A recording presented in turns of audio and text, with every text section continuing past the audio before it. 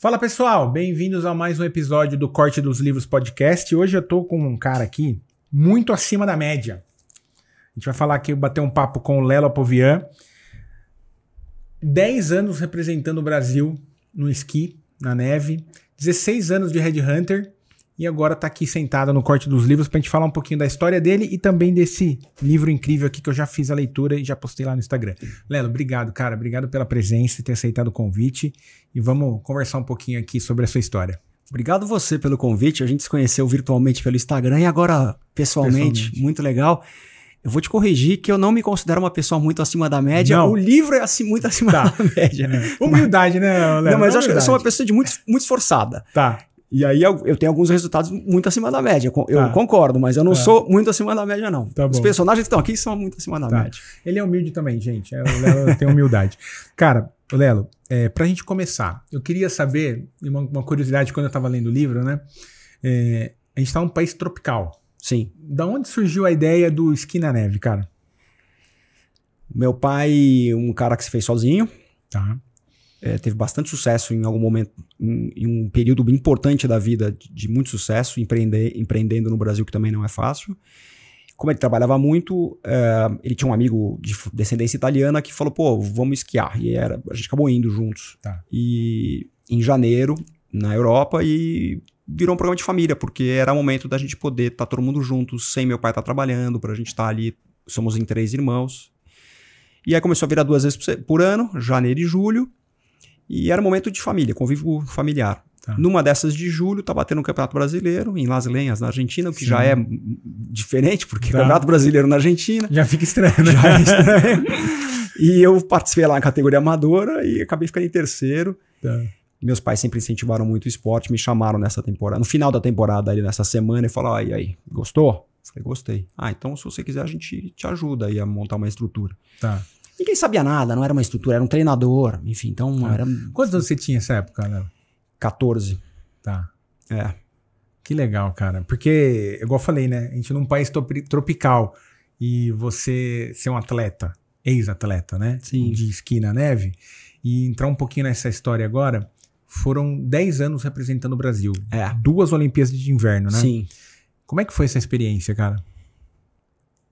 Assim, você ir para uma Olimpíada é um negócio... A gente poderia fazer um podcast só de o que é uma Olimpíada. Tá. Né? O processo, como é você chegar numa Olimpíada e quando você tá lá.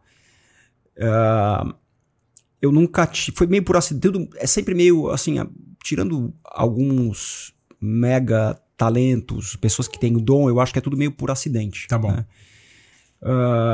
Sei lá, o Djokovic é um caso que com 8 anos de idade, vendo uma final de Wimbledon, ele desligou a televisão, né, na final lá e falou, eu vou me tornar tenista. Mas não vou ser qualquer tenista, eu vou ser o número 1 do mundo e não vou... Né, e ele fez. Você cita ele aqui no livro, a dieta dele e tal, a gente vai entrar nisso depois. Eu sou fã dele também. Acho que aí tinha, né, tem aí de fato uma pessoa diferenciada, com uma visão. No meu caso eu não tinha nada disso, né, eu comecei aí porque eu gostava e comecei a ir mais e rolou, entendeu? Então a primeira Olimpíada de 92, que foi em Albertville, na França, não precisava ter índice. Ia quem a confederação decidisse que ia. E aí foi uma delegação grande, sei lá, grande, devia ter lá uns 10 atletas. Tá. E eu não tinha a menor condição de estar lá, era um ambiente totalmente desconhecido e hostil, porque pro Brasil eu era ok, né? Eu não era ainda bom, mas eu já tinha algum resultado. Tá. Mas quando eu ia para a Europa, eu era zero. Então, quando você tá lá num ambiente que tem os melhores do mundo e você é um zero, é muito intimidador. Tá. Quando acabou essa Olimpíada de 92, eu falei, caramba, passou rápido, eu não estava preparado e eu quero voltar para isso. Eu quero ter essa experiência de novo de uma outra maneira, preparado, competindo, fazendo bonito pro Brasil. Tá. E curtir esse momento. Tá. Então aí depois foram 6 anos de preparação para o meu outro ciclo olímpico, que foi de 98 em Nagano, no Japão. Tá. E aí sim, já precisava ter índice. Só eu tive o índice, fui o único brasileiro com índice. Então tem uma foto minha entrando no estádio olímpico. Com a bandeira, né? Com a bandeira do Brasil, o meu treinador, que era um suíço, o chefe da delegação, que era uma pessoa do Comitê Olímpico Brasileiro. Tá. Ali foi demais, porque realmente eu estava preparado, já maduro. em termos de cabeça, de idade, de entender o que era uma Olimpíada, com um índice, o único brasileiro, enfim, foi maravilhoso. Não, representar o país, né?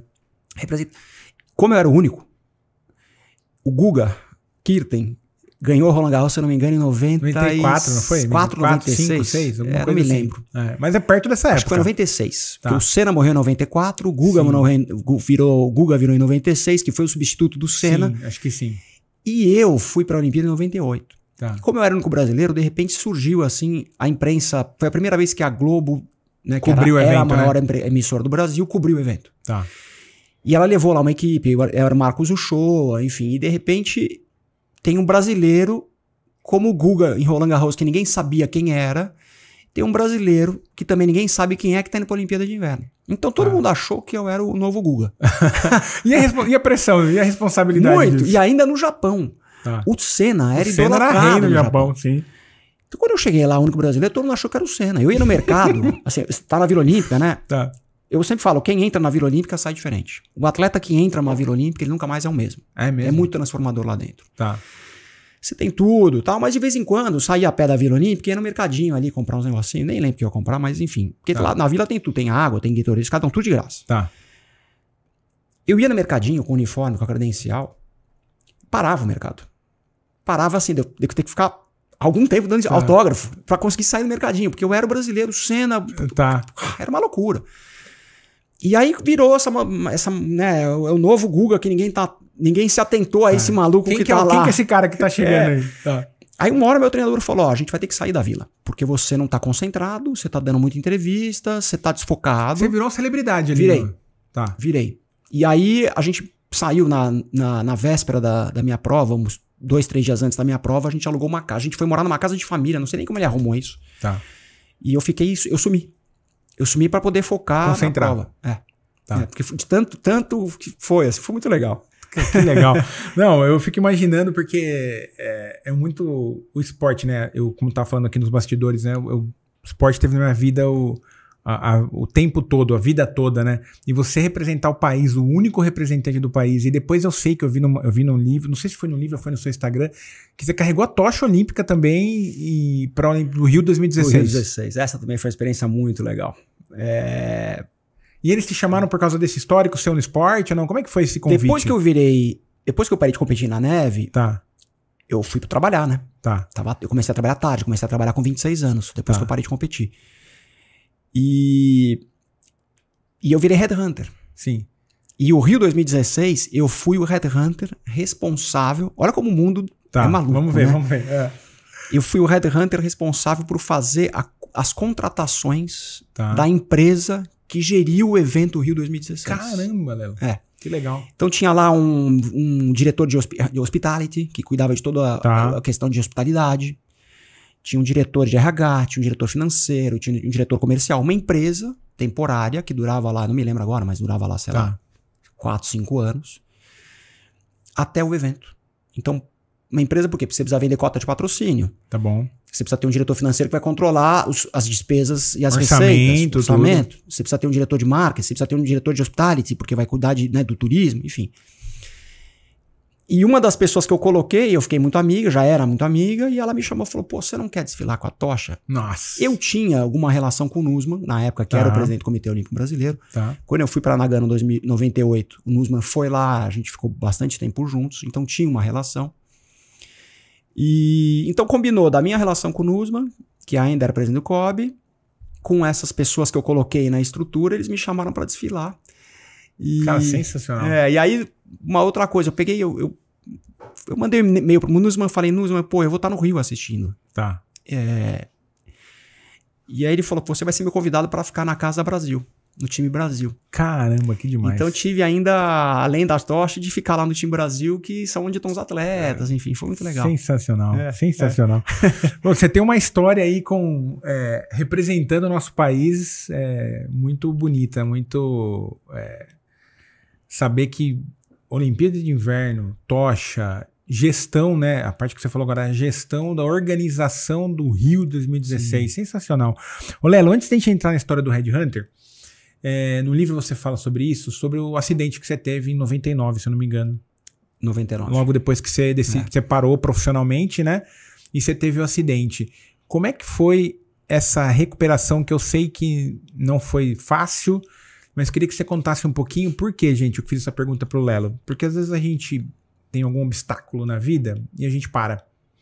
E o Lelo é um atleta olímpico, 2 Olimpíadas, teve um problema, demorou a recuperação e depois virou maratonista ainda. Sim. Então conta um pouquinho como é que foi essa etapa difícil aí, do acidente até a maratona.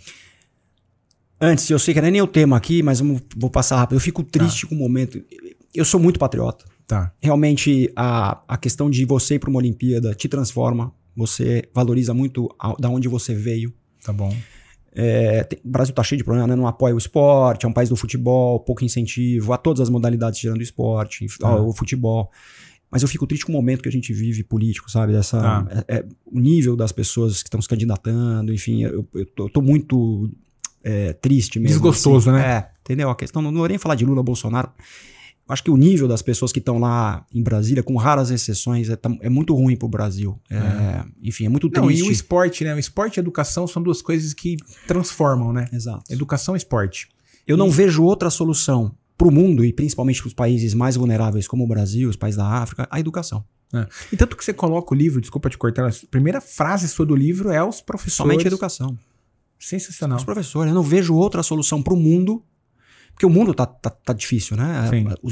Os governantes no mundo são de baixa qualidade. Sim. Não é só Brasil. Porque a gente está mal educado. Se a gente tivesse uma educação boa, a gente teria uma leitura mais clara de quem é quem nesse jogo político, entendeu? Porque essas pessoas que estão lá, a grande maioria são mentirosos, omitem. Sim. São ladrões, enfim, são um caráter duvidoso. Enfim, mas não vamos entrar nesse assunto. Tá bom. Não, mas faz sentido, porque no final do dia, eu tô nessa parte da educação de alguma maneira com o corte dos livros. Maravilhoso o teu trabalho. Tentando plantar essa sementinha do hábito da leitura, do poder. Então, eu tô muito alinhado com isso. O ideal é que as crianças estejam na escola. Escola de boa categoria, de bom nível, não de lata. Com professores bem remunerados. Tá. Já que a gente não consegue fazer isso em todos os cantos do Brasil, o livro é a melhor solução que se tem, porque você pode aprender independente de ter um bom professor ou um mau professor. Então, o teu trabalho é maravilhoso, né? A educação, enfim. Mas, respondendo à pergunta, depois que eu parei de competir em 98, eu tinha muita visão muito clara de quem eu era no esqui. Eu sabia que nunca ia ser o melhor do mundo, que eu não tinha a menor chance de conquistar uma medalha. Meu sonho sempre foi conquistar uma medalha olímpica. Eu sabia que eu não tinha a menor chance. Então, depois que acabou as Olimpíadas, eu falei, vou fazer mais o quê? Eu já fui para 4 mundiais, já fui para a Olimpíada, não tem muito mais. Aí eu parei. Apesar de ter parado relativamente cedo, com 26, eu poderia ter feito mais um ciclo de Olimpíada. Bom. Pra fazer com 30 ainda, tá bem, né? Poderia até fazer até 34 uma Olimpíada, mas eu achei que já tinha cumprido o meu papel ali. 99 eu tava esquiando de diversão com os amigos na Argentina, em Las Lenhas. Que foi o primeiro campeonato brasileiro também, foi lá em Las Lenhas. É muito curioso falar isso. Campeonato brasileiro na Argentina. Eu tomei um puta tombo, quebrei a perna. Por sorte, eu quebrei só a perna, porque eu bati o pescoço também. Então, eu bati a perna e o pescoço. Eu dei 3 cambalhotas. 3 estrelas, na verdade, foram. Perna, pescoço, perna, pescoço, perna, pescoço. Caramba. E na hora que eu tava dando as estrelas, tudo muito rápido, né? Mas eu lembro de eu pensar, eu falar, não posso quebrar o pescoço. O pescoço não. Então, na hora que eu parei, eu fui testar se eu não tinha quebrado o pescoço e eu vi que eu não conseguia ficar de pé, mas que eu tava me mexendo. E aí eu vi que minha perna tava virada pra trás, assim. Eu tava totalmente desconectado do corpo. Foi a perna esquerda. Sempre a perna esquerda. Eu já tinha rompido o ligamento. No Mundial de esqui em 93, eu rompi o ligamento da perna esquerda e em 99 eu quebrei a perna esquerda. Foi uma fratura cominutiva, que a gente chama, um esmagamento do osso, com torção óssea. Então o osso, ele torceu e você não tem como distorcer o osso. O osso você encaixa como ele está. Então era uma fratura muito importante e eu voltei para o Brasil. O primeiro diagnóstico foi lá na Argentina. Os médicos menos preparados de uma amputação, uma possível amputação. Eu falei, imagina, né? Volta para o Brasil e lá eu resolvo. E eu fiz no mesmo médico que tinha me operado do ligamento, em 93, eu fiz a fratura. E esse médico era um médico até relativamente famoso, estava bastante em evidência na época, ele fez um erro grotesco. Mas assim, grotesco. Um erro de primeiro ano de faculdade, pra você ter uma ideia. Bom. E ele não falou nada. Numa situação que já era complicadíssima, né? Mas sempre assim... Eu sempre tenho muita clareza que Deus olha por mim. E Deus pra mim não é Jesus, não é Buda, não é Maomé. Deus é uma energia que a gente não sabe qual é. Tá. Porque que se tivesse dado certo esse tratamento desse médico, que era famoso, eu tinha uma perda óssea muito grande perto do tornozelo.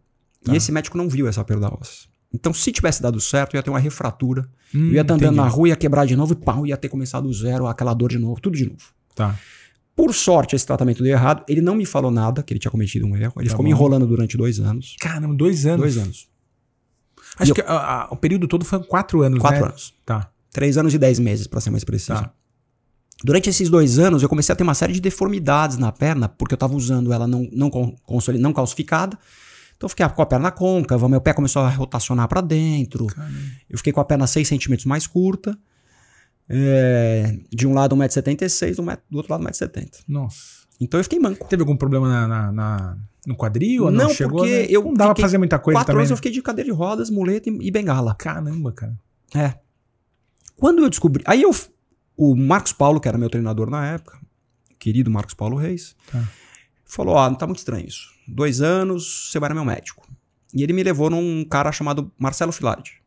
Que tinha acabado de chegar numa residência dos Estados Unidos, um cara jovem, e falou, isso aqui me mostrou o erro.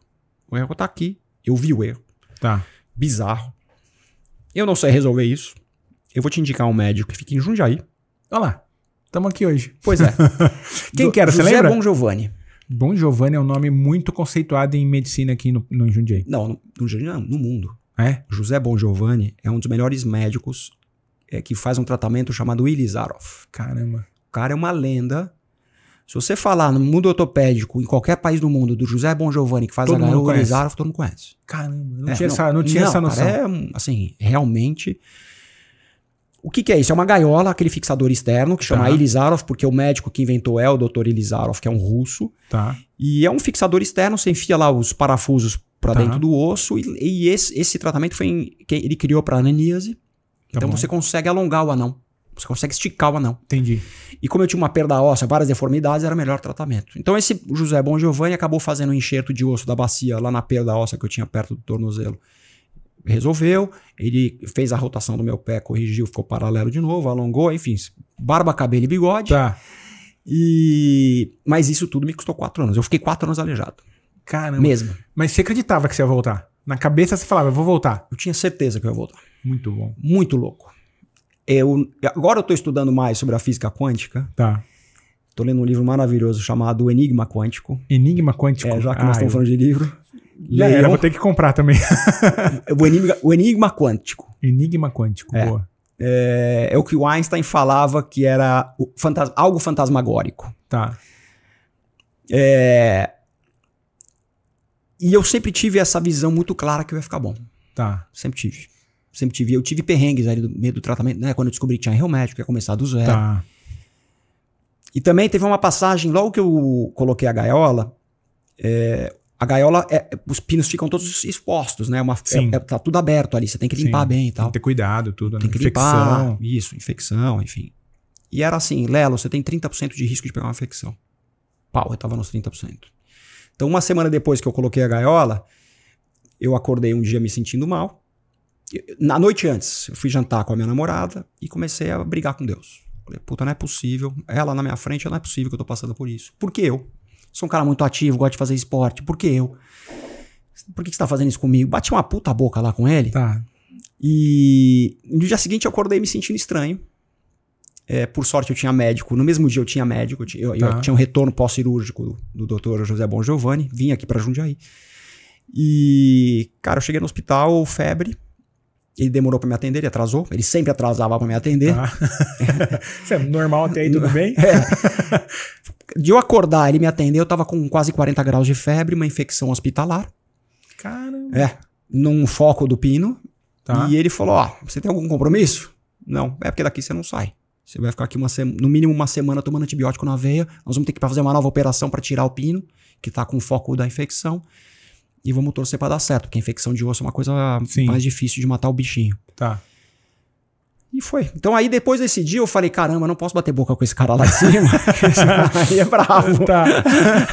Entendi. Então eu decidi na minha vida, eu tenho umas recaídas, nunca reclamar, entende? Tá tudo certo. Eu sou um cara que tenta não reclamar. Não, mas tem que ter uma mentalidade muito forte pra passar por tudo isso. Porque você falando e o pessoal talvez ouvindo, parece fácil, mas a gente sabe que não é, né? Tem que estar... mentalmente tem que estar muito forte. Eu concordo. Eu não tinha consciência da minha mente, assim, com tanta claridade que eu tenho hoje, mas minha mente foi muito forte. Boa. Muito, muito. Totalmente intuitivo. Eu pensava o seguinte, eu tô numa merda. Pode falar palavrão aqui? Pode, lógico que pode. Eu tô numa merda. Melhor ele lidar com a merda rindo do que chorando. Total. Melhor acordar de manhã e rir do que chorar. Porque se eu chorar, vai ficar a mesma coisa. Então eu pensava isso, entendeu? Meu pensamento, e continuo isso, assim. Claro que tem dias que eu tô puto, tá? Claro que tem dias que eu tô chateado. Tem dia que não tá legal e... Eu tô montando um negócio novo, que tá me dando trabalho, mais do que eu imaginei. Ainda não achei o modelo de negócio. Tá. Tem dia que eu agora falo, cara, tá difícil. Mas o que eu vou fazer? Bora! Bora trabalhar. É isso. Entendeu? A gente tava conversando aqui dos bastidores e eu falei que eu me conectei muito com a sua história por causa da trombose que eu tive, né? E você falou uma coisa que o primeiro médico deu um diagnóstico de amputação. Eu lembro do dia que eu cheguei no hospital, minha batata da perna, cara, era 2 praticamente. Ele, atrás do joelho, ele fechou o canal, né? Fez o coágulo e não passava. Não passava. Meu pé tava já ficando roxo. Nossa senhora. E aí eu fiz o Doppler lá na época, né? E dói, né? Dói não, absurdo. Não. Sabe que num dia não tanto, Léo, mas os 15 dias depois foi uma dor absurda. E aí o que aconteceu? O médico, ele sentou-se na minha frente, ele falou assim, ó, tem uma notícia boa, uma ruim. Você tá vivo? Aí ele falou assim, a notícia boa, não precisa amputar. Eu falei, pô, que legal, né? Não vou perder a perna. Que notícia bacana. Eu, totalmente abalado, o cara me fala um negócio desse. A ruim é que se esse coágulo sair de onde ele tá e cair na veia, vai pro coração, vai pro pulmão, embolia pulmonar, você morre. Desse jeito ele deu notícia pra mim. Então você vai ficar 30 dias deitado. Você vai levantar, cara, pra ir no banheiro. Você não pode, esse coágulo não pode sair daí. E aí eu pensei, né, depois de tudo que eu passei, né, foi bem difícil os 30 dias. Sim. Cara, eu levantava, parecia que tinha uma faca cortando minha perna, era uma dor absurda. E eu tive essa mesma coisa, tipo assim, cara, beleza, sobrevivi, cara, vambora, vou fazer o que agora? Sabe que eu fiquei 30 dias deitado também? Não me lembro se foi do primeiro ou segundo momento, acho que foi na primeira cirurgia, pós-fratura. Tá. Eu fiquei 30 dias deitado. Nem xixi eu fazia xixi e cocô na cama. Tá. Eu lembro que a primeira vez que eu fiquei de pé pra fazer xixi foi uma sensação tão boa. Você acredita? Falou, tô em pé. Cara, tô fazendo xixi de pé.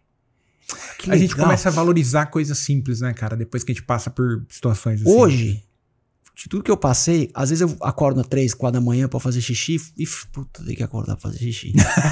Olha como são as referências, né? Ai, que interessante. Ô, Lelo, e passou ali os 4 anos recuperando.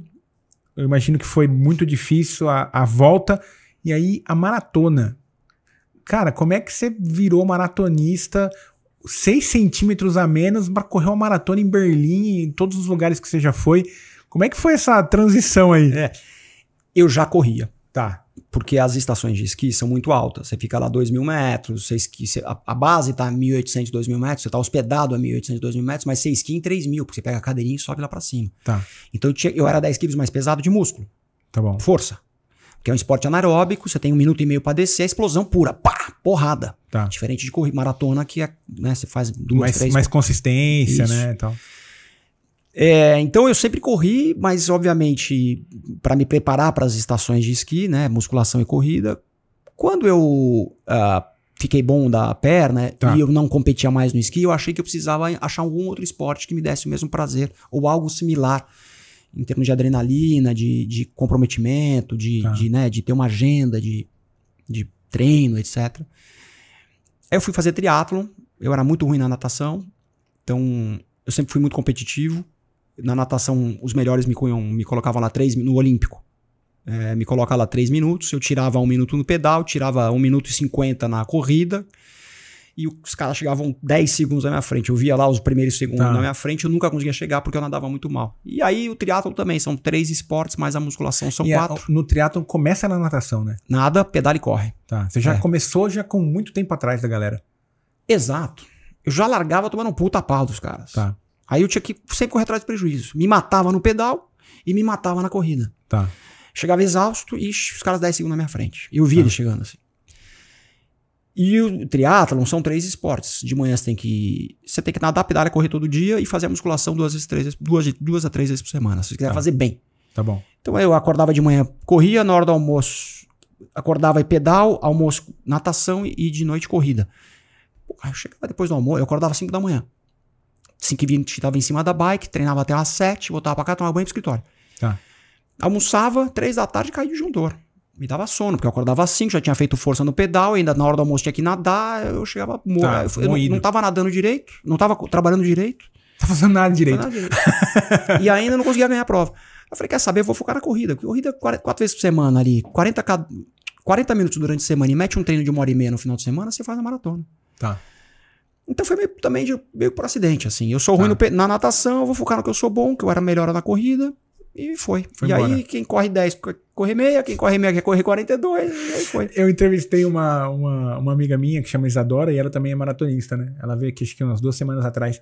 Ela falou que a primeira vez que ela fez 5, o pessoal falou pra ela, daqui a pouco você faz 10. Ela falou, imagina, eu acabei morrendo aqui. E hoje ela corre 42, brincando. O corpo é um elástico. O corpo é muito, muito elástico. Tá. O problema do corpo é que é o seguinte, ele demora mais pra esticar do que pra voltar. Pra voltar, como qualquer elástico, ele volta muito rápido, é mais difícil de esticar. Então é mais difícil você se condicionar e é muito rápido você se descondicionar. Tá. E nessa época, Léo, agora vamos entrar na parte aí. Vamos entrar na parte aí agora do trabalho de Headhunter que você já fez, que tem tudo a ver com isso. Já era nessa época já, ou não? A hora que você tava já fazendo maratona, você já tava trabalhando com isso também? Já. Tá. E da onde surgiu essa transição aí de carreira, né? Digamos assim, do esporte para o serviço de hunting? Eu sei que você entrevistou muita gente no livro também, é uma coletânea aí de profissionais de muito acima da média. Mas como que você teve como que foi essa transição aí? Por que o hunting de você tá ali entrevistando, buscando vagas para executivos? Conta um pouquinho dessa. Nunca fiz uma transição suave na minha vida. Sempre foi dolorido. Eu acho sempre muito esforço. Tá. Meu pai é bem sucedido e eu fui trabalhar com ele. Eu fui educado para trabalhar com meu pai. Tá bom. Eu não sabia o que era uma outra empresa, eu não sabia nada. Tá. Eu só sabia que eu precisava trabalhar com meu pai. E eu fui trabalhar com meu pai e não funcionou. E eu vi que eu ia perder o pai e ia perder o chefe. Tá bom. E aí eu falei, eu vou embora. Eu tenho personalidade forte. Eu sou um cara que me atualizo, eu gosto de ler. Então, eu quando tenho uma opinião, tá embasada nos meus estudos. Tá bom. Então, claro que eu erro, mas quando eu tô certo, é difícil de me convencer que eu tô errado. Boa. E eu fiquei muito convicto que eu tinha que parar de trabalhar com ele. E claro que, por sorte, acho que por sorte foi uma decisão correta. Porque ele começou a decair logo depois. Perdeu todo o dinheiro, perdeu tudo. Caramba. Tudo. Todo o negócio, dinheiro, tudo. Tá. Então eu fui ser estagiário numa empresa de tecnologia chamada Lucent Technologies. Tá. Eu pensava o seguinte, eu preciso aprender numa grande empresa para eu ver o que é esse mundo que eu não conheço. Então eu fui trabalhar numa grande multinacional, no auge das telecoms do Brasil. Tá. O Fernando Henrique tinha privatizado o sistema Telebrás, então tava bombando as telecoms, fui super bem lá.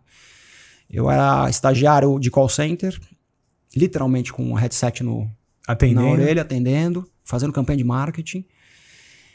Rapidamente me chamaram lá para trabalhar numa outra área. O chefe que eu adoro, Luiz Maranzano, me passou. O que você tá fazendo aí? Tô fazendo confirmação aqui de e-mail. Gostei de você vai trabalhar comigo. Aí falou com a minha chefe, me transferiu. Tá. Aí eu fui efetivado nessa área, ele queria ser promovido, me deixou. Eu toquei a área porque ele queria ser promovido, foi lá fazer as políticas dele para ser promovido.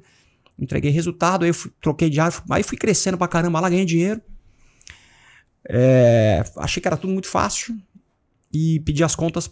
Aí eu quebrei a perna, ficava uns períodos sem trabalhar. Foi ruim, mas eu ficava uns períodos sem trabalhar, mas eu entregava resultados, os caras gostavam de mim. E aí eu decidi pedir a conta. Falei, vou montar uma empresa, eu vou empreender. Eu devia ter lá meus 30 anos. Isso foi na mesma época que você estava recuperando? Tava. Caramba, dois desafios então. Dois não, vários desafios juntos. Mas eu vou te contar, eu me conecto bem. Eu fico realmente na minha melhor forma quando eu tenho muita pressão. Muito bom. Quando você já respondeu uma pergunta que eu ia falar lá na frente. Quando tem pressão eu vou bem. Boa. Quando tá muito suave eu fico... Tá um caos, mata no peito, deixa comigo. Eu dou esse exemplo agora, que foi recente essa história. Eu aprendi a fazer kite, sempre na questão de tentar me renovar, me reciclar. Então eu fui fazer um esporte novo, aprendi na pandemia o kite. E o ano passado a gente fez uma primeira viagem de downwind. Downwind é descer o vento. Então você sai de um ponto A, vai ponto B. A gente fez 700 quilômetros entre carro, bug, quadriciclo. Foi em Fortaleza ou não? Lá em Cumbuco? A gente começou em Barra Grande, Piauí. Mas foi pro Piauí, Ceará e Maranhão. Tá. Saiu do Piauí e foi até a boca do Lençóis Maranhenses. Entrada do Lençóis Maranhenses. E, cara, a gente pegou um dia lá um mar super bravo. Devia estar alto mar. Bem longe da costa. Tá bom. E devia estar uma onda de dois, sei lá, vou chutar aqui 2, 3 metros. Caramba. E, porra. E você é em paz. Cara, na hora que eu vi aquilo, eu falei, caramba, eu era talvez dos 3 o pior. Eram 3 amigos e mais 2 guias que estavam levando a gente. Dos 3 eu acho que eu era o pior. Mas na hora que tava aquele marzão, eu falei, eu não tenho a menor condição de estar aqui. Ferrou. Mas aquela autodefesa. O que você faz? Tem que encarar, né? Cara, eu consigo ficar muito focado. Muito. Então, quando você vai subir uma onda grande, você tem que dar pressão na barra, porque senão o kite não sobe. Você não consegue subir aquele negócio, tem que dar pressão. Se você der pressão demais, o vento tava bombando de vento. O vento te puxa. Aí como é que você desce água? Você sai voando. Você sai saltando. Eu não tinha a menor condição de saber saltar. Tá. Então tinha um tom de quanto de pressão punhava pra conseguir subir, pra passar pro lado de lá sem saltar. Tá. Foi maravilhoso. Velejei assim, na classe. Entendeu? Na classe. Então eu fico bom na pressão. Então no caos, eu entrega o caos pro Lelo e ele sai do outro lado. No caos eu vou bem. Muito bom, muito bom.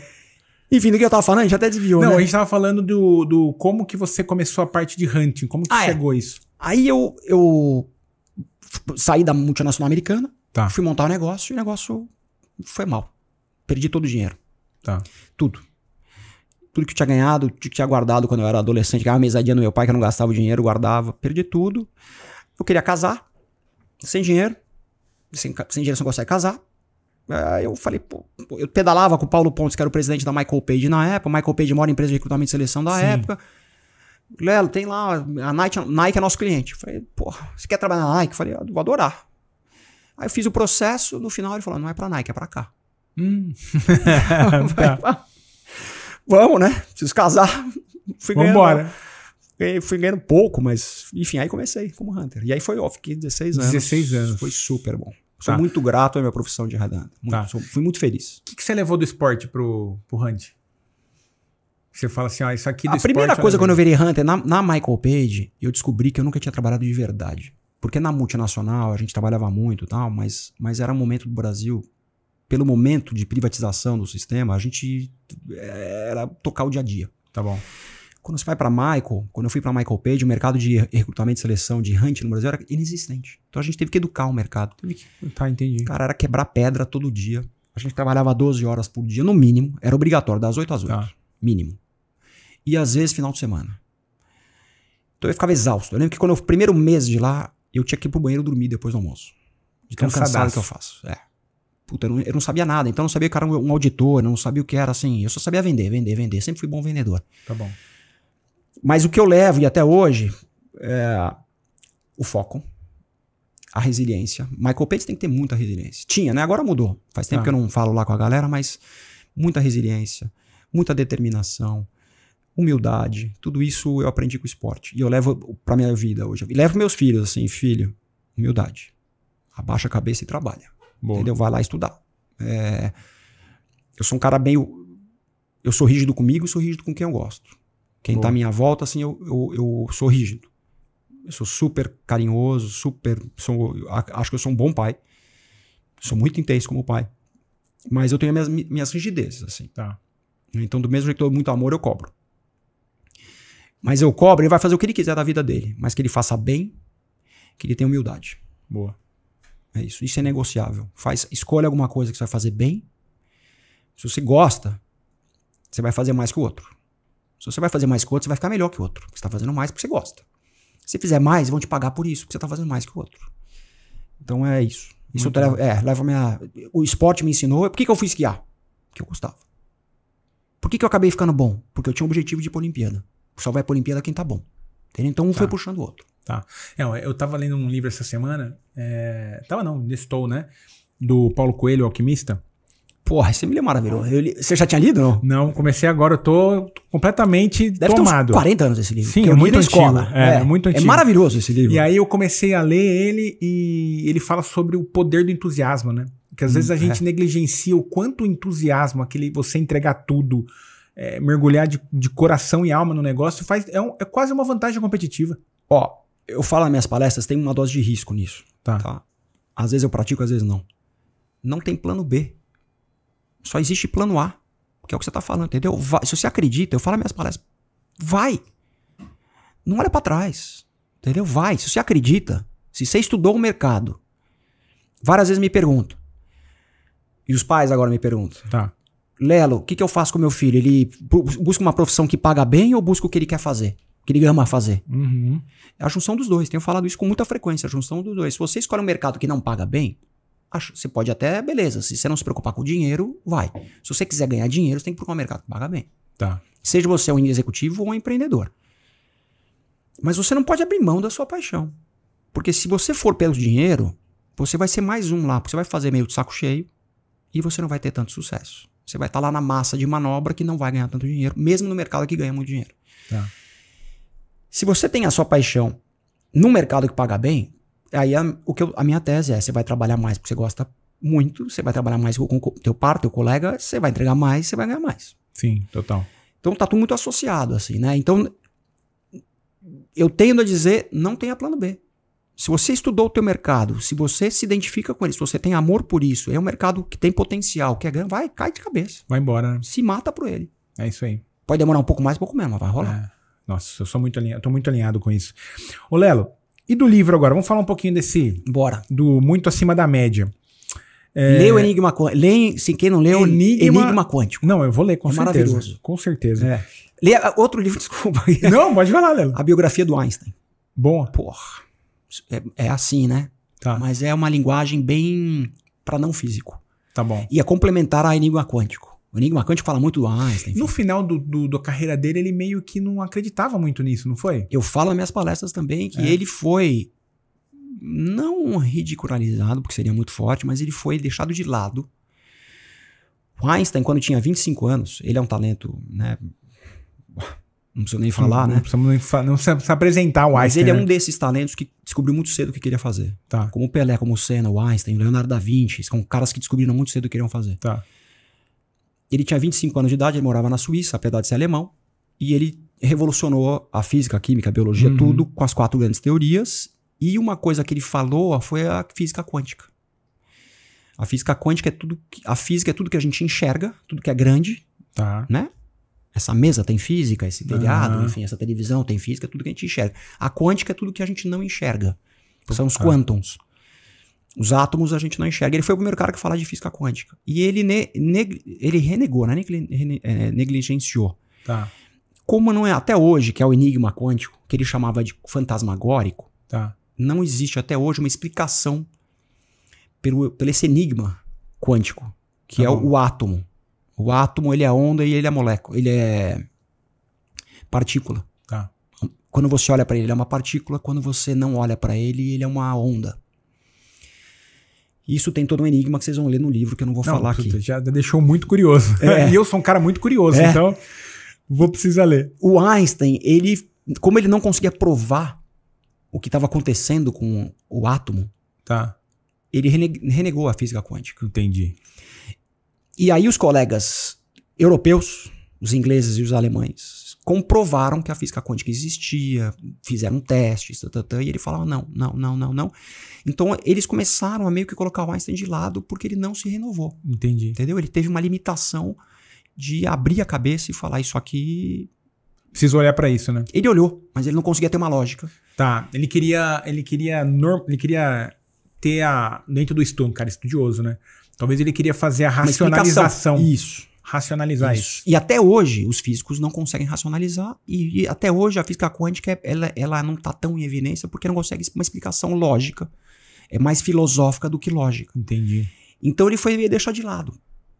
O pai da bomba atômica é o Einstein. Então, no filme lá, Oppenheimer, né? Tem aquela conversa que eles têm lá. Maravilhoso o filme. O filme, na minha leitura, Tá. E eu não sou, pelo amor de Deus, não sou físico, mas Tá. a minha leitura, o filme é um filme comercial para ganhar Oscar, etc, etc. E ele negligenciou um pouco a história do Einstein com a bomba atômica. Ele ficou muito centrado no desenvolvimento do Projeto Manhattan. Sim. E pouco na história mesmo ali da bomba atômica. O pai da bomba atômica é o Einstein. Ele no filme ele é um coadjuvante. O Einstein é um coadjuvante. Ele quase não aparece. Né? Ele vai lá uma hora conversar com o Einstein, lá que ele tá em Princeton, lá meio escondido, e acabou.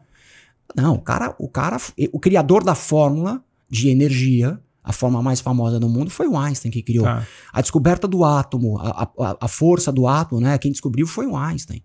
Que aí vem a física quântica.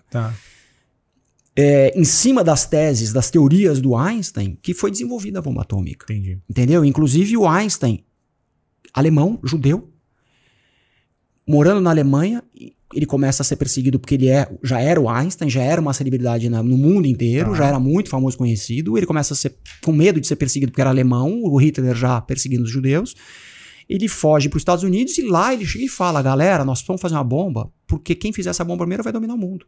Então ele foi o cara que chegou e sinalizou, existe um risco da Alemanha estar sinalizando, porque ele fugiu da Alemanha como alemão, existe um risco desses caras, o Hitler tá fazendo a bomba. Entendeu? E o filme não fala muito isso. Devia ter explicado, acho que devia ter dado mais credenciais pro Einstein. Ele fica bem em segundo plano e até você acaba até duvidando, depende do olhar que você assiste o filme, você até duvida um pouco da capacidade intelectual dele, né? Porque o final da vida dele duvidaram um pouco da capacidade intelectual dele. Foi verdade. Muito legal. Muito bom. Lelo, o livro, vamos falar desse cara aqui agora. O método para conseguir um desempenho excepcional, muito acima da média. Como é que surgiu essa ideia? Eu sei que foram várias entrevistas aqui, você entrevistou gente muito acima da média, várias histórias. Como foi esse apanhado, essa coletânea para chegar no livro e por que o livro muito acima da média? Modéstia à parte, eu acho que eu tenho uma característica interessante, que eu fui um atleta, né, que conviveu bastante tempo. Depois que eu parei de esquiar, eu virei maratonista e eu sou sócio do Clube Pinheiros e convivi. Eu comecei a correr bem. E eu consegui entrar no núcleo dos profissionais do Clube Pinheiros. Durante 4 anos eu treinei junto com os profissionais do Clube Pinheiros. Tinha lá uma mulher chamada Adriana Aparecida. Você conta a história dela aqui, né? Acho que a primeira do livro é a primeira que abre é da Adriana. A Adriana vem de uma família muito pobre, de Cruzeiro aqui no Vale, abaixo do Campo Jordão, ali perto da Cidade Católica, lá como é que chama? No ABC? Não é no ABC, não. Não. Aparecida, obrigado. A Adriana, a família é muito pobre, passou fome.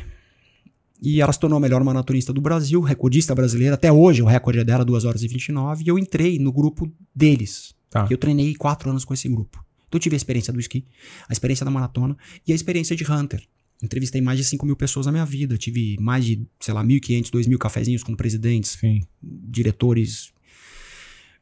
Fiz não sei quantos assessments, coachings, etc. E eu fui guardando essas informações intuitivamente, ainda no esportista intuitivamente, quando eu fui para Hunting, no começo intuitivamente, e depois eu comecei a estruturar. Eu falei, o que esse candidato que eu entrevistei fez, que tem a mesma formação, que não é uma formação boa, Mackenzie, sei lá, é uma formação ok, mas não é uma USP, não é uma GV, não é um INSPER, virou presidente de uma grande empresa, e o outro que fez Mackenzie como ele, virou gerente.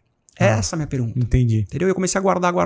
Uma hora depois de, 14 anos. Falei, caramba, eu tenho muita coisa. Eu vou contar num livro. Foi isso. Aí eu falei, eu vou fazer o que eu faço nos meus assessments. Eu vou trazer gente que eu vou acessar. Gente que é acima da média. E eu vou acessar essas pessoas e eu vou contar a história delas no livro. Então a Adriana é uma delas. O Belchimol é outro. Rivelino. O Rivelino é outro. Sim. O Rivelino não é um pai, o filho. O filho, Tem lá uns 20 personagens que eu considero muito acima da média. Não, as histórias são inacreditáveis.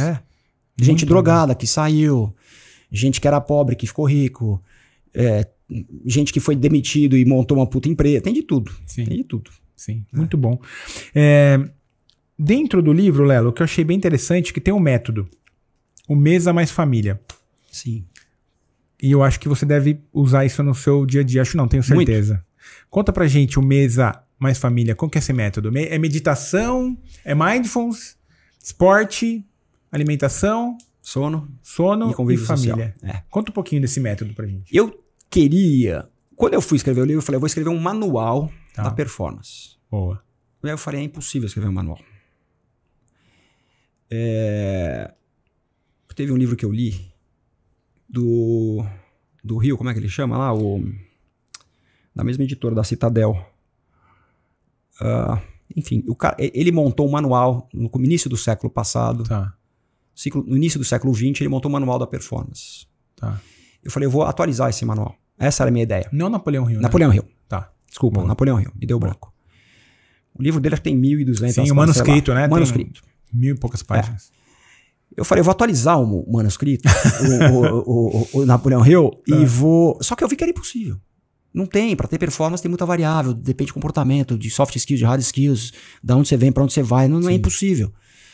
Eu falei, então eu vou pelo menos criar uma metodologia aqui, baseado nos meus estudos, o que essas pessoas muito acima da média fazem. Não é à toa que grande parte todos os personagens aqui, com exceção de um, fazem esporte. Tirando Valdemar, que é um advogado, todos os outros fazem esporte muito bem. Alguns nível olímpico e outros muito bem. Tá. Não é à toa que essas pessoas, a grande maioria delas são magras, mesmo com o avanço da idade, são magras. Entende? Então tem eu vi que tinha algumas características ao longo da minha jornada que pessoas que eram acima da média se destacavam. Tá. Que é o Mesa Mais Família. Eu fui num festival de tecnologia chamado South by Southwest, os SXSW. Eu fui lá atrás, acho que 2011 eu fui. Tá.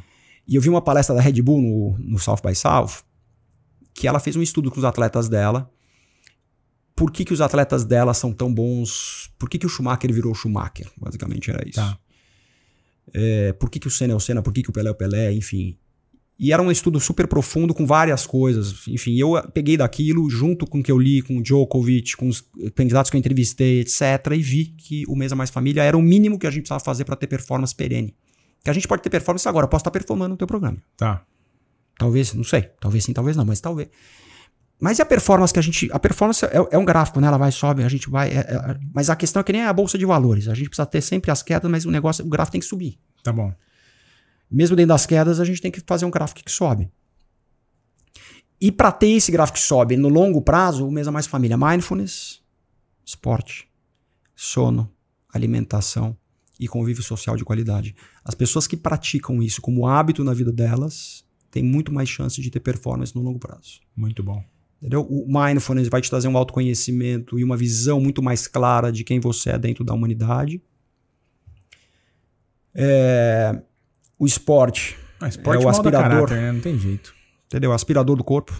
Eu acho que no modo a caráter, personalidade, a resiliência, disciplina, não procrastina. Ele acelera o metabolismo, ele aumenta a produção de hormônios. Eu tô ficando velho. E a gente vê hoje, né, Lelo? Só um adendo. Grandes executivos normalmente praticam são esportistas. Isso. Né? Não é à toa que no livro só o Ademar não faz. E só o Ademar é gordinho. O sono, a gente negligencia a importância do sono. Mas é fundamental lá, é onde as coisas realmente acontecem. Sim. É onde a gente hora de descanso, né? É onde a gente purifica o corpo, a mente. Tá. A mente. E alimentação, que também a gente negligencia, né? Então, enfim, não é uma coincidência que quando a gente nasce, a primeira coisa que a gente faz é ir pro peito da mãe mamar e a gente dorme. Tá. Quando a gente sai da barriga da mãe, a gente vai pro peito, mama e dorme. E a gente respira. A primeira coisa que a gente faz é respirar, né? Tá. A primeira coisa que o médico faz é encher o pulmão de ar. São essas três coisas. Tá. Então é isso. E aí na parte da alimentação, você conta no livro toda a sua descoberta, a sua investigação com os alimentos, a parte do glúten, né? Que você cortou muita coisa ali. Aí você cita o livro do Djokovic. Eu não li ainda. Maravilhoso. Mas eu sei que ele mudou toda a questão de alimentação dele para performar mais. Coisas que às vezes a gente, num ponto que nem, por exemplo, não tem nada a ver, assim, tem a ver, mas assim, só fazendo um adendo, eu tô num desafio comigo mesmo de 60 dias sem açúcar. Tá. Cara, eu já vi coisas, assim, minha performance já melhorou absurdamente, cara. Ajuste fino, eu só cortei o açúcar, só cortei o farinha, açúcar. Falei, cara... Tem uma frase da Carla Tiepo que eu tenho falado também bastante. Carla Tiepo é uma neurocientista maravilhosa. Tá. Ela fala, Lelo, depois da invenção do açúcar... farinha branca? Não, depois do açúcar produzido, né? Como é que chama o açúcar? Refinado? Refinado. Depois da farinha branca e do videogame, ferrou. Entendeu? Porque é claro que é muito mais gostoso você comer um bolo de chocolate do que um abacaxi. Uhum. Mas muito mais gostoso. Só que o abacaxi te ajuda a digestão. O bolo de chocolate vai te inchar, vai te engordar. É chocolate, é açúcar. E agora, cada vez mais, os remedinhos, né? Você tem remédio pra acordar, você tem remédio pra dormir, remédio pra emagrecer, remédio pra ser feliz, remédio pra enfermar, remédio pra não sei o quê. Né? Então, óbvio, você come um bolo de chocolate, eu vou tomar um remédio pra queimar esse chocolate, entendeu? Você corta caminho. Hoje tá fácil cortar caminho. E eu acho que isso tem um preço. Você vai pagar um preço na linha do tempo, isso não é performar, entendeu? Isso você tá cortando o caminho, isso é doping. Não é doping, mas é uma maneira de você enganar o seu corpo. Então, assim, eu aprendi muito com a alimentação, porque Você tinha dores abdominais, você fala no livro, né? Isso. Quando eu fui pra maratona, eu comecei no meio do treino, tinha aqui no banheiro. Aí eu fui médico, eu fui nutricionista, e era normal. Eu ficava muito inchado, abdômen inchado, eu soltava muito pum. Mas nunca soube, assim, pra mim isso era natural. Tá bom. Eu acordava, às vezes, de manhã com o nariz entupido, com coceira no olho. E aí, depois que eu li o livro de Djokovic, que ele fala o que aconteceu depois que ele entendeu o poder da alimentação, eu comecei a entender que os médicos e os nutricionistas que iam eram padrãozinho.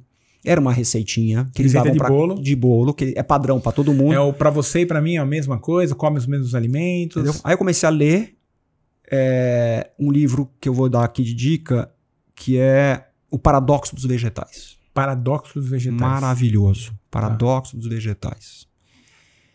Eu li a história do Djokovic, eu li o Paradoxo dos Vegetais, eu comecei a ler uns livros gringos, de médicos gringos, e eu comecei a ver que o que eu sabia era muito superficial, que era o padrão que a sociedade que se preocupa com a alimentação e vai na nutricionista recebe, é o padrão do padrão, e esse padrão não funciona para todo mundo, porque o teu corpo é diferente do meu. Sim. Que é diferente do dela.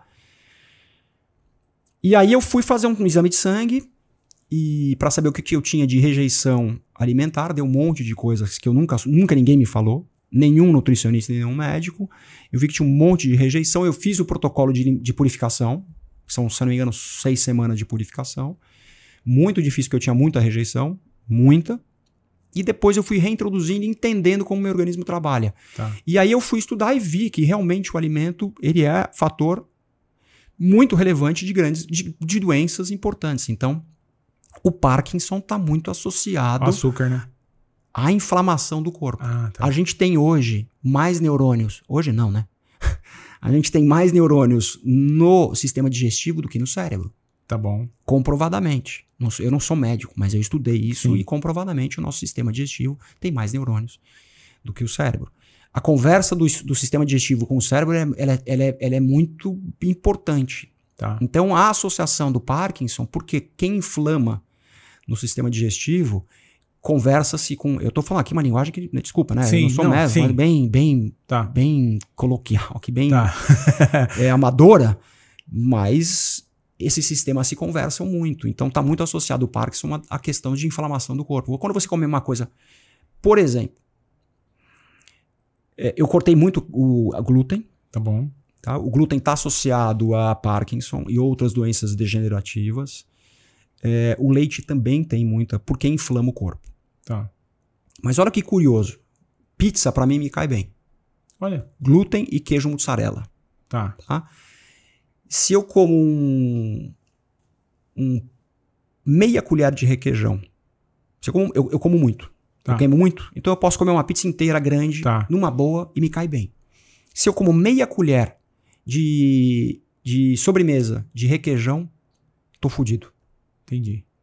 É queijo com queijo. Os dois hiperprocessados, superprocessados. Mas tem uma diferença. Entendeu? Eu descobri que eu amo caju. E eu ia na nutricionista e falava, lanchinho da tarde, come lá meia dúzia de caju.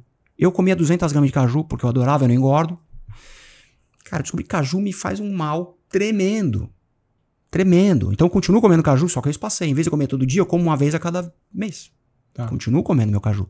Mais ou menos. Porque aí eu engano o corpo. A primeira vez se eu purifico ele, a primeira vez que eu como, ele cai bem. Entendi. Se eu comer a segunda vez, ele inflama.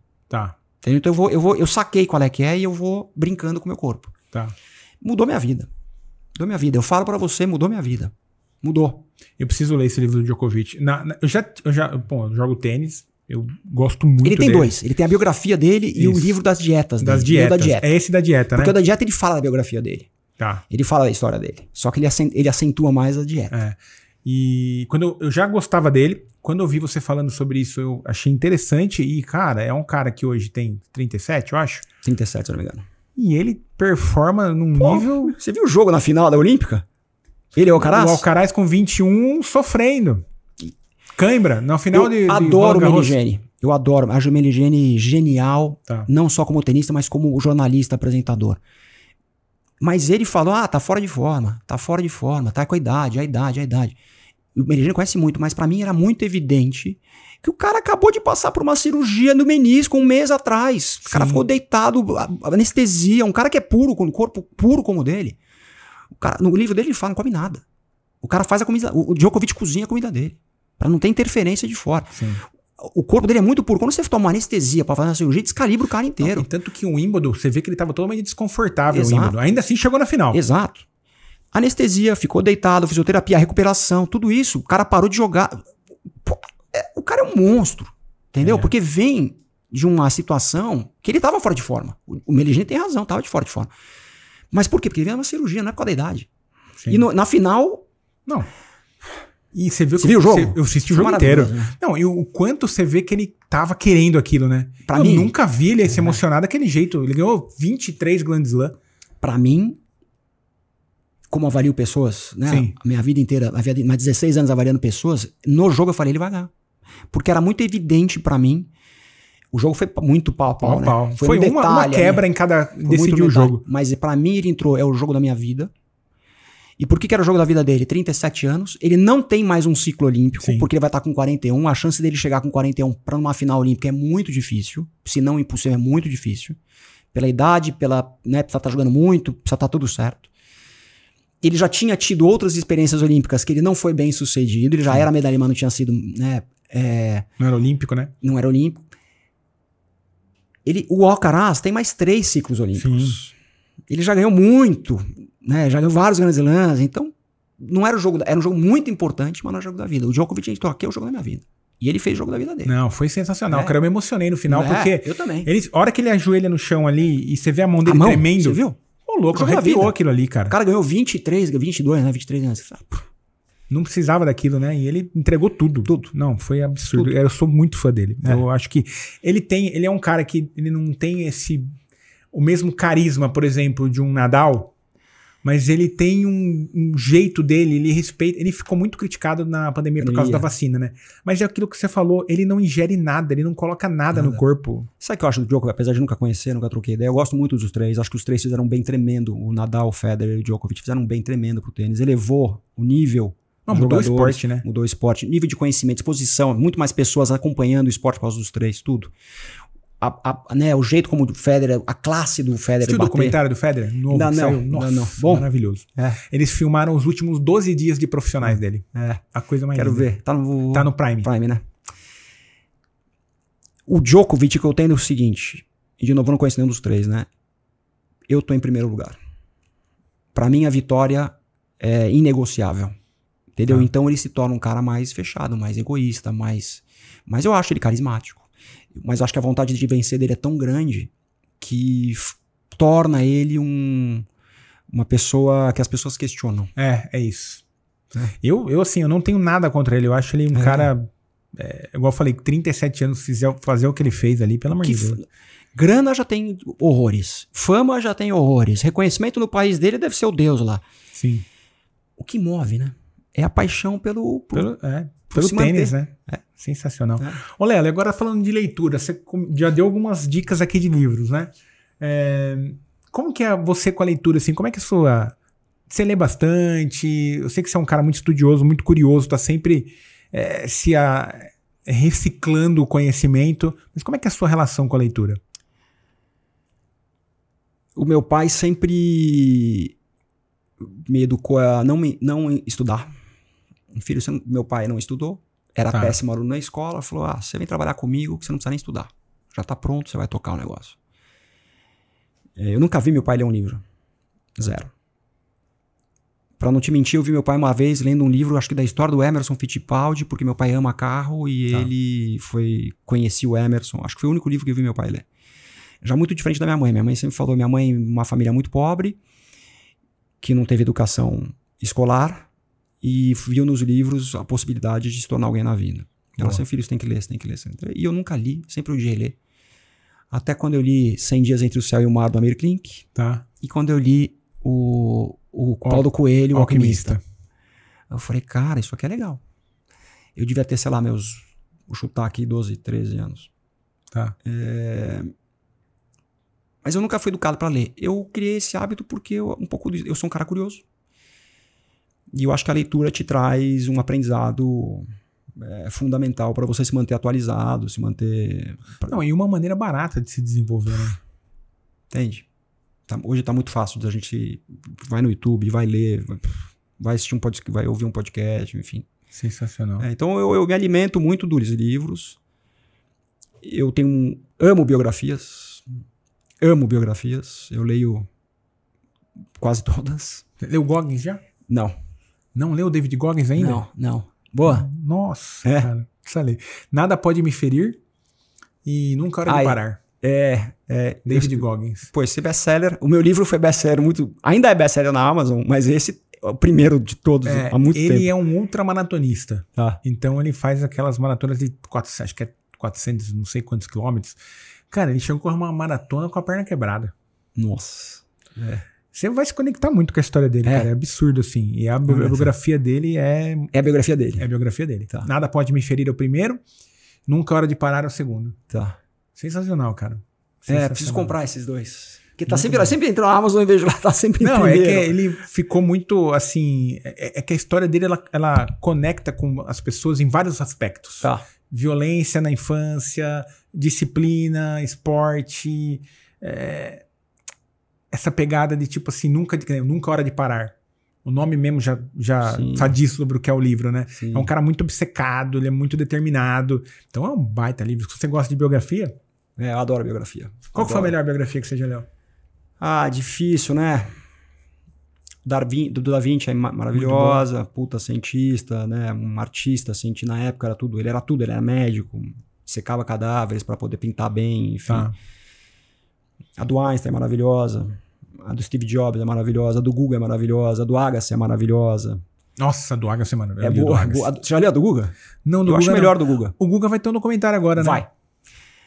Muito legal, né? Esse cara merece... Lê a do Guga. Porque a do Agassi, apesar da história toda, né? Do pai obrigar ele e tal, a do Guga é mais próxima da gente, da realidade, entendeu? Um cara de família classe média, bem média, que um esporte muito caro, falecimento do pai. Ele teve um problema de cirurgia errada também, não teve? Teve. Ele parou por isso. Acho que a primeira cirurgia dele não foi bem sucedida. Não foi bem... Dizem, né? Que não era o melhor tratamento pra ele. Tá. Por que eu amo biografia? Porque eu tento entender o que esses caras fizeram de diferente pra virar o que eles viraram, entendeu? Foi o que eu tentei escrever um pouco no meu livro. Não, faz total sentido. Que eu amo de biografia. Amo. E traz muito o que você falou, né? Meio próximo da gente, né? A pessoa ela saiu do ponto A, foi para um ponto B. Isso. Tá. Como é a mentalidade dessa pessoa, né? Como é que ela funciona? Eu abro a minha palestra falando o seguinte. Tá. Performance é ligar o ponto A ao ponto B. Tá bom. É assim simples. Liga o ponto A ao ponto B. Só que pra ligar esse ponto A ao ponto B... Tem que ter propósito, objetivo, um monte de coisa. Muito. Legal. Muito. E dessa sua jornada aí de leitura, qual que foi um livro que você julga que foi mais importante? Não o melhor, mas aquele que você falou, esse aqui tem um lelo antes e um lelo depois. Eu tenho um livro que me marcou muito, Pro Mal. Pro Mal? Pro Mal. Que é o Pai Rico, Pai Pobre, né? Sim. Esse também tá 40 anos na best-seller. Caramba! Eu lembro quando eu li esse livro, eu tava num hotel, tá, dormindo numa cama de beliche. Eu não lembro onde era, mas eu falei, cara, eu vou dominar o mundo. Saiu confiante da leitura. Eu vou dominar o mundo. Não sei por que aquele livro eu falei, eu vou montar um negócio, tal. Eu pedi a conta na Lucent e fui montar minha empresa e quebrei. Quebrei não, porque eu paguei tudo, mas foi horrível, porque me deu um gatilho errado. Caramba. Muito louco. Aí depois, assim, não tem um livro que você fala, pô, mudou, assim. Dessas que você leu, assim, Lelo, tanto de biografia, mas essa parte mais de performance, qual um livro que você acha que todo mundo deveria ler? Mais voltado pra mentalidade, performance, essa parte meio esportiva, assim. Muito acima da média. Boa. É porque é uma coletânea, né? Tem vários aqui, né? Boa, gostei dessa. Não sei. Porque performance é um tema muito amplo, então é difícil... O que é performance pra você? Pra mim é entregar o melhor que você se propôs pra aquele objetivo. Excelente. Porque performance é o seguinte, ó. A gente pega uma pessoa obesa que se propõe a emagrecer. Tá. Ela tá com 200 quilos, ela vai pra 150, ela mede 50 e vai fazer uma maratona em 5 horas. E ela faz 4 horas e 59. Ela foi maravilhosa. Ela perdeu 50 quilos que ela se propôs a correr uma maratona e ela completou 1 minuto abaixo do alvo dela. Puta performance.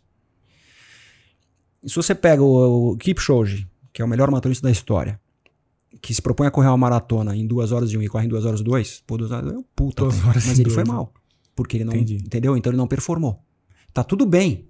A gente não tem que condenar. O Kipchoge agora foi mal em Paris. Eu tinha certeza que ele ia ganhar medalha de ouro. Tri de ouro, né? Sim. O único triatleta medalhista de maratona.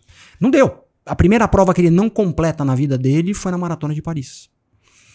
Tá tudo certo. Continua sendo o melhor atleta maratonista da história do mundo, mas ali ele não performou. Entendi. Entendeu? Então performance pra mim é isso. Eu me proponho a fazer isso, eu vou fazer.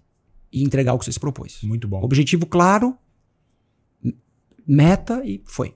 Você viu o vídeo da final do revezamento da holandesa?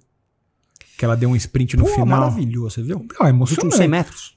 Nos últimos 100 metros ela deu um sprint, que ela saiu de quinto e ela tinha caído na última Olimpíada.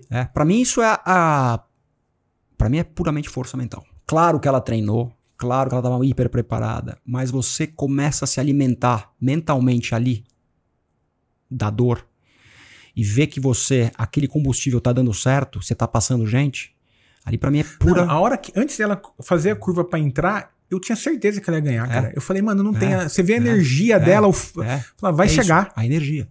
Vai chegar. Eu acredito muito na energia, entendeu? Que a física quântica explica. Muito Quando bom. você olha pra isso, as coisas acontecem, né? Eu não gosto dessa frase de coaching porque é uma frase muito desgastada. Mas a física quântica explica isso. Eu acho que ela se alimentou dessa energia. Não, você vê que a postura dela, o olhar dela, e ela passou 1, passou 2, eu falei, já era, ela vai... No tênis, você consegue ver quem tá ganhando o jogo. Se você pega o jogo no meio, não põe o volume da televisão, você consegue ver quem tá ganhando pela postura, pelo comportamento, a linguagem corporal. Total. Entendeu? Por quê? Porque é energia. O cara, quando você tá embaixo, candidato, quando ia entrevistar candidato, chegava com mão tensa, mexendo, batendo o pé. Tá nervoso. Mão embaixo da mesa. Tá nervoso. Entendeu? Caramba. A leitura do corpo, assim, você vê a energia. Muito bom. Muito bom. Ô, Lelo, encaminhando aqui pra parte Falei final. muito, né? Nada, foi puta merda. Sensacional. O episódio tá muito bom. Eu passaria mais 2 horas aqui. O que é óbvio pra você? Chama a cervejinha aí, vamos chamar churrasquinho, você vê. Vamos não, mesa mais família. Agora é água de coco. Boa. O que é óbvio pra você e as pessoas não percebem? Caramba, que pergunta difícil essa. O óbvio, talvez, pra mim, e que às vezes também não é tão óbvio, é que é difícil chegar lá. É difícil chegar lá. Acho que as mídias sociais fizeram a gente acreditar que é fácil. Nossa, muito bom. E é difícil chegar lá. Entendeu? Você começou no podcast falando, empreender não é fácil. Você começou no comecinho do podcast, você falou. Empreender é muito difícil no Brasil. Ser atleta no Brasil é muito difícil. Você ser um atleta amador no Brasil é muito difícil. Porque quando você se propõe a fazer uma coisa, é muito difícil você chegar no seu melhor. É difícil. Mas dá, né? Claro. É isso. Muito bom. Mas pra mim também, falaria pra mim isso também, porque às vezes eu... A resposta vale pra você. Muito bom. O que você considera uma vantagem competitiva sua? Foco. Excelente. Foco. Quando eu vou, quando eu me propõe, eu vou. Sem medo. Não tem conversa. Não. Pode até ser que eu não consiga, mas... Ou pode ser que demore. Tá. Já aconteceu de eu não conseguir? Já. Mas eu foco. Muito bom. Muito bom. Se você estivesse aqui no meu lugar e você já entrevistou muita gente, quem que você queria entrevistar e quem que você gostaria de bater um papo do universo da leitura? Essa pergunta é a mais difícil do mundo. Djokovic? Não. Adoraria jantar com o Djokovic. Adoraria passar um final de semana com ele. Adoraria passar um final de semana com o Pelé, puta, com o Senna, com o Nossa, Guga. Senna. Eu sou geração entendeu? Senna total. Com o Federer, com o Michael Jordan, com o Picasso, com o Da Vinci, seria maravilhoso. Imagina passar uma semana com o Da Vinci. Vendo ele pintar lá a Santa Ceia, vendo ele dessecar um cadáver pra te explicar o que é o que. Puta, ele foi o pai da aviação, né? Sim. O pai da aviação não é o Santos Dumont, né? Você sabe como é que ele descobriu? Não. Ele era de Firenze, de Florença, na Itália. Tá. E ele ficou na ponte. Ele ficava olhando os pássaros vindo tomar água. E ele falou, como é que voa? Ele ficava horas entendendo como é que o pássaro voava. Tá. Porque ele devia provavelmente estar tentando pintar um quadro, devia ter um pássaro lá, e queria entender a lógica. Não sei qual o pensamento. Então eu queria passar uma semana com ele para poder entender qual era a cabeça dele. Mas aí ele viu que o pássaro, a asa do pássaro, ela tinha uma curva em cima e era plana embaixo. Ele falou, então isso aqui voa porque o vento, imagina isso, 1500. Sensacional. O cara vê que tem uma curvatura que o vento, a velocidade do vento quando faz curva, ele faz mais rápido e quando vai reto embaixo ele passa mais devagar. Isso sustenta. Vou voar. Em 1500, você imagina. Mas eu acho que ele respondendo aqui, eu acho que o Einstein. Porque ele mudou. Você me deixou bem curioso pra ler a biografia dele. Viu? Mas acho que mas faz sentido. O Einstein seria uma pessoa que eu falei. Acho que escolher Einstein. Boa, boa. Ô, Lelo, e quais Maluco. são os... Mas um bonzinho, vovô bonzinho, sabe? Sim. Ele era um bonzinho, ele era ingênuo, meio criança. Sim. Entendeu? As crianças... Eu fui no show do Coldplay. Tá. O Chris, muito bom o show. O Chris Martin é meio eu não conheço também, mas ali no show tem uns acessórios meio de criança, assim. Tá. Eu acho que essa mente meio próxima da ingenuidade, porque você fica muito criativo. Fica muito criativo. Quando você é criança, é muito criativa, né? Então, é ruim ficar velho porque você fica menos criativo. Entendi. E quais são os próximos passos, Lelos, aí pra esse ano? O que você tá... Quais são os seus projetos? O que você tá visualizando aí pra esse último trimestre ainda aí de 2024?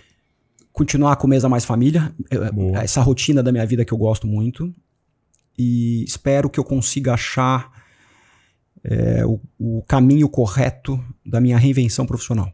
Eu ainda não me achei profissionalmente aos 51 anos. Tá. Tive muito sucesso como headhunter, né? Acho que fiz bem e fui reconhecido por isso.